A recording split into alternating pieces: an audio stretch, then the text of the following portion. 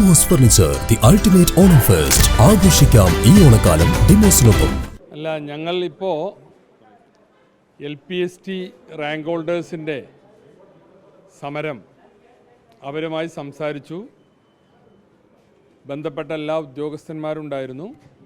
അപ്പോൾ അവരുന്നയിച്ച ആവശ്യങ്ങൾ അതാദ്യം ഞങ്ങളൊന്ന് അതിൻ്റെ ഒരു ഹോംവർക്ക് നടത്തിയിരുന്നു, എങ്ങനെയൊക്കെയാണ് അതിൽ പോകാൻ കഴിയുന്നത്. അപ്പോൾ ആ കാര്യങ്ങൾ പരസ്പരം സംസാരിച്ചു. അതിൻ്റെ പ്രായോഗിക പ്രശ്നങ്ങളുടെ പ്രാഥമികമായ കാര്യങ്ങളൊക്കെ അങ്ങോട്ടും ഇങ്ങോട്ടും സംസാരിച്ചു. അപ്പോൾ അതിൽ സമരസമിതി ഉന്നയിച്ചതിൽ ഉൾക്കൊള്ളാവുന്ന കാര്യങ്ങളൊക്കെ ഉൾക്കൊണ്ടുകൊണ്ട് ഒരു പരിഹാരത്തിലേക്ക് പോകണമെന്നാണ് ഞങ്ങൾ ആഗ്രഹിച്ചത്. അപ്പോൾ അതിൽ ഒന്ന് രണ്ട് കാര്യങ്ങളിൽ ധാരണയാക്കാൻ സാധിച്ചു.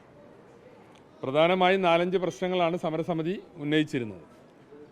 അപ്പോൾ അത് പ്രകാരം സമരം അവസാനിപ്പിക്കാൻ സമരസമിതി തയ്യാറാകുകയും നിരാഹാരം ഈ വിഷയത്തിൽ അനുഷ്ഠിച്ചിരുന്ന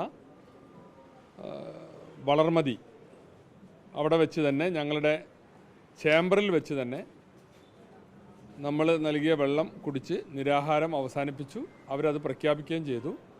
സർക്കാരിൻ്റെ ഇപ്പം മുന്നോട്ട് വച്ചിട്ടുള്ള ഈ നിർദ്ദേശങ്ങൾ അംഗീകരിച്ച് സമരം തൽക്കാലം അവസാനിപ്പിച്ചു, നിരാഹാര സമരം അവസാനിപ്പിച്ചു എന്ന് അവർ പ്രഖ്യാപിക്കുകയും ചെയ്തു.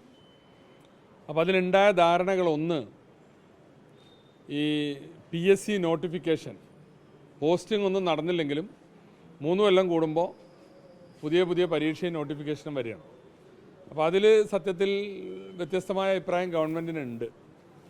അപ്പോൾ അത് PSCയുമായി സംസാരിച്ച് പോസ്റ്റിംഗ് നടക്കാത്ത വേക്കൻസി റിപ്പോർട്ട് ചെയ്യാതെ നിരന്തരമായി നോട്ടിഫിക്കേഷൻ വരുന്നൊരു പ്രക്രിയക്ക് ഒരു പരിഹാരമുണ്ടാവണം.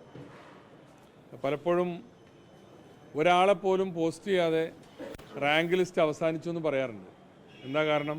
വേക്കൻസിക്ക് അനുസൃതമായിട്ട് വേണം നോട്ടിഫിക്കേഷനും പോസ്റ്റിങ്ങും ഉണ്ടാവാൻ, റാങ്ക് ലിസ്റ്റ് ഉണ്ടാവാൻ.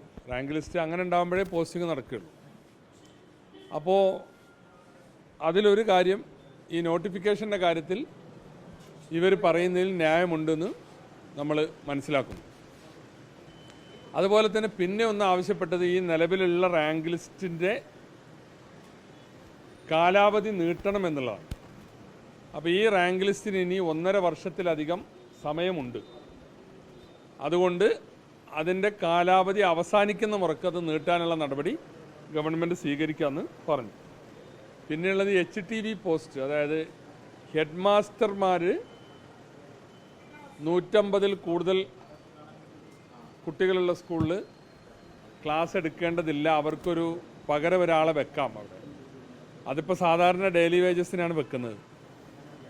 അത് നേരിട്ടുള്ള പോസ്റ്റിംഗ് ആക്കാൻ പറ്റുമോ എന്നുള്ളതാണ് റാങ്ക് ഹോൾഡേഴ്സിൻ്റെ ഒരു ചോദ്യം. അത് പരിശോധിക്കാനാണ് ഞങ്ങളൊരു സാവകാശം ചോദിച്ചത്. അങ്ങനെ പോസ്റ്റിംഗ് വരുമ്പോൾ അതിലെത്ര അധികമായ ആളുകളെ പോസ്റ്റ് ചെയ്യേണ്ടി വരും, അതിന് സാമ്പത്തിക ബാധ്യത എത്ര വരും എന്നുള്ള കാര്യം. അതുപോലെ അധ്യാപക വിദ്യാർത്ഥി അനുപാതം 1:25 ആക്കണം, 1:25 ആക്കണം എന്നുള്ളതാണ് ഒരാവശ്യം. അതും അങ്ങനെ ചെയ്യുമ്പോൾ ഉണ്ടാകാവുന്ന ഇമ്പാക്റ്റുകൾ എന്തൊക്കെയാണ് എന്നുള്ളത് പരിശോധിക്കണം. അതിനുമാണ് നമ്മൾ സാവകാശം ചോദിച്ചത്. പിന്നെ മറ്റൊരു കാര്യം ഗവൺമെൻറ് ഉറപ്പ് കൊടുത്തത്, PSC റാങ്ക് മുഖാന്തരം, റാങ്ക് ലിസ്റ്റ് മുഖാന്തരം നിയമനം നേടിയ ഒരാളും ഡിവിഷൻ ഫാളിൻ്റെ പേരിൽ പുറത്തു പോകേണ്ടി വരില്ല. അപ്പോൾ ഇന്ന് ഈ ആലപ്പുഴ സംഭവം ഉണ്ടല്ലോ, 33 ആളെ പുറത്താക്കിക്കൊണ്ടൊരു സംഭവം, ഒരു തീരുമാനം അവിടുത്തെ DD എടുത്തല്ലോ, അത് ശരിയല്ല. അത് ഡിവിഷൻ ഫാള് വന്നാൽ ഗവൺമെൻറ് സെക്ടറിൽ PSC മുഖാന്തരം നിയമിക്കപ്പെട്ടതാണ്, അവർക്ക് നിർബന്ധമായും പ്രൊട്ടക്ഷൻ സർക്കാർ തന്നെ റീഅറേഞ്ച് ചെയ്ത് കൊടുക്കാറാണ് പതിവ്. അപ്പോൾ അത് ഒരു കാരണവശാലും ഇനി ഉണ്ടാവില്ല എന്നും ഗവൺമെൻറ്റിൻ്റെ പക്ഷത്ത് നിന്ന് ഉറപ്പ് നൽകുകയുണ്ടായി.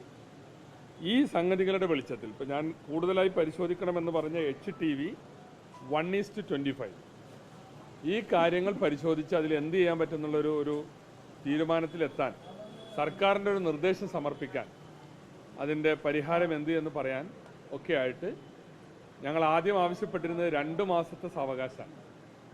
അപ്പോൾ സമരസമിതി പറഞ്ഞു ഇത് 2 മാസത്തെ സാവകാശം എന്ന് ചോദിച്ചിട്ട് ഇപ്പോൾ 15 ദിവസമായി. അപ്പോൾ അതുകൊണ്ട് അതിൻ്റെ ആ ഡ്യൂറേഷൻ ഒന്ന് കുറയ്ക്കണമെന്ന് പറഞ്ഞു. ആയിക്കോട്ടെ, 45 ദിവസത്തെ സാവകാശം ഈ കാര്യങ്ങളിൽ വ്യക്തമായി എന്ത് ചെയ്യാൻ ഗവൺമെൻറ്റിന് കഴിയും എന്നത് പറയാൻ 1.5 മാസത്തെ സാവകാശം ഗവൺമെൻറ്റിന് ചോദിച്ചത് സമരസമിതി സമ്മതിച്ചു. അപ്പോൾ ഈ പശ്ചാത്തലത്തിൽ സെക്രട്ടേറിയറ്റിൻ്റെ മുമ്പിൽ നടന്ന LPST റാങ്ക് ഹോൾഡേഴ്സിൻ്റെ നിരാഹാര സമരം അവരവസാനിപ്പിച്ചിട്ടുണ്ട്. വളരെ നല്ല നിലയിലുള്ള പരസ്പരം കാര്യങ്ങൾ ഉൾക്കൊണ്ടുകൊണ്ട് ഉള്ള ഒരു ചർച്ചയാണ് നടന്നത്. ആ ചർച്ച വിജയകരമായി പര്യവസാനിച്ചിട്ടുണ്ട്. ഇനി അതിന് ചോദ്യത്തിന് അല്ല, അവർ പറഞ്ഞല്ലോ നിരാഹാരം അവസാനിപ്പിച്ചെന്ന് അവരും നിങ്ങളോട് പറഞ്ഞില്ലേ. അത് ഇനി അവരാണ് പറയേണ്ടത്. ഞങ്ങളോട് നിരാഹാരം അവസാനിപ്പിച്ചു, ഞങ്ങൾക്ക് ഈ 1.5 മാസത്തെ സാവകാശം അനുവദിച്ചിട്ടുണ്ട്. അതിനുശേഷം ഇനി ചർച്ചയുണ്ടാവും.